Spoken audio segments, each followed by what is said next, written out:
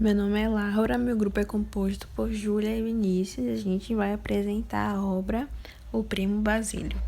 O Primo Basílio é uma das obras mais emblemáticas do escritor realista português Eça de Queiroz. Publicado em 1878, o romance é um retrato fiel da sociedade portuguesa da época, com ênfase para a hipocrisia da classe burguesa. José Maria Eça de Queiroz foi um escritor português, nascido no dia 25 de novembro de 1845 em Portugal. Ingressou em 1861 na Universidade de Coimbra, onde se formou em Direito. Em 1871, escreveu a novela policial O Mistério da Estrada de Sintra, com a colaboração do escritor Ramalho Ortigão. Nesse mesmo ano, lançou o folheto mensal As Farpas, recheado de sátiras direcionadas à sociedade portuguesa. Em 1875, é considerado o marco inicial do realismo em Portugal, com o lançamento do romance O Crime do Padre Amaro. Na obra, essa faz duras e diretas críticas à vida social portuguesa, denunciando a corrupção do clero e a hipocrisia escondida pelos valores burgueses. Em 1888, foi nomeado cônsul em Paris e publicou Os Maias, história de uma família durante 3 gerações. Neste romance, o escritor deixa transparecer uma profunda descrença no progresso, trazendo colocações recheadas de ironia e pessimismo. Em suas obras, o autor manifesta a valorização das virtudes nacionais e a saudade da vida no campo. É a frase que traz os romances A Ilustre Casa de Ramírez, A Cidade e as Serras, o conto Suave Milagre e algumas biografias religiosas.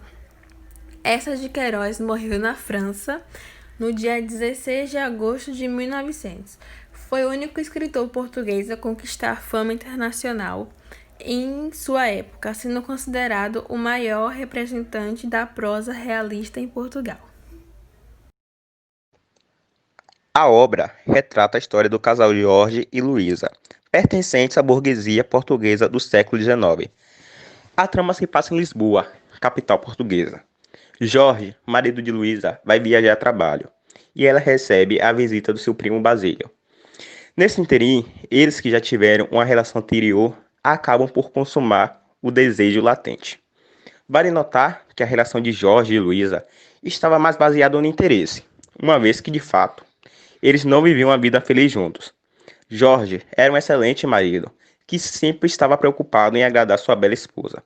Lhe dava diversos presentes e sempre estava disposto a lhe oferecer o conforto.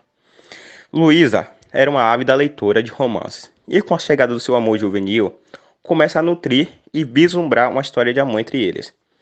Juliana, a governante da casa de Luísa, nota um amor envolvido entre eles e começa a fazer chantagem com sua patroa. Isso porque ela encontra algumas cartas que revelam a paixão do jovem casal. Com receio da sociedade, os amantes resolvem se encontrar esporadicamente no lugar que se chama Paraíso. Ainda que fosse um quarto muito simples, localizado no subúrbio de Lisboa, foi ali que diversas cenas da paixão entre eles foram consumadas. No entanto, com o passar do tempo, Luísa começa a sentir que a paixão de Basílio começa a diminuir. Mesmo assim, tenta convencer seu primo a ficar com ela, porém ele resolve voltar para Paris. Com o retorno de seu marido, Luísa começa a sofrer com a chantagem de sua criada Juliana. Ela se apodera das cartas entre os amantes e pede uma alta quantia de dinheiro para que seu segredo não seja revelado. Assim, Juliana passa a ter uma vida mais abastada, com os presentes que são oferecidos por Luísa. Além disso, pela troca de papéis, posto que Luísa passa a fazer algumas tarefas domésticas, tudo isso acontecia sempre às escondidas de seu marido Jorge. Com o tempo, Jorge acaba por notar uma diferença no trabalho realizado por Juliana e resolve mandar a criada embora. Mas Juliana continua a chantagear Luísa com seu segredo. Sentindo-se coagida, Luísa resolve contar a Sebastião toda a história do adultério e das chantagens que estavam sendo realizadas por Juliana. Mesmo chocado com a história, ele resolve ajudá-la. Assim, vai à casa de Luísa enquanto Juliana estava sozinha e ameaça. Ela resolve devolver as cartas ao amigo, mas morre pouco depois de desgosto. Afinal, seu sonho de enriquecimento acabou naquele momento. Por fim, Luísa adoece e no dia Jorge encontra uma carta de Basílio, que revela alguns momentos entre os amantes. Ao mostrar para a esposa, ela que ainda estava adoecida, morre dia depois. Esses são os personagens da obra do Primo Basílio. Luísa representa a jovem romântica e, inconsequentemente, em suas atitudes, adúltera, ingênua e, no final, arrependida.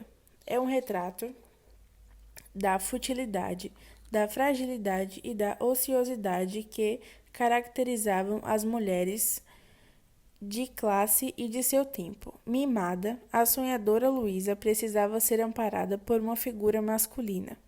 Por isso, quando se vê sem o apoio do marido por perto, procura abrigo à proteção nos braços do primo.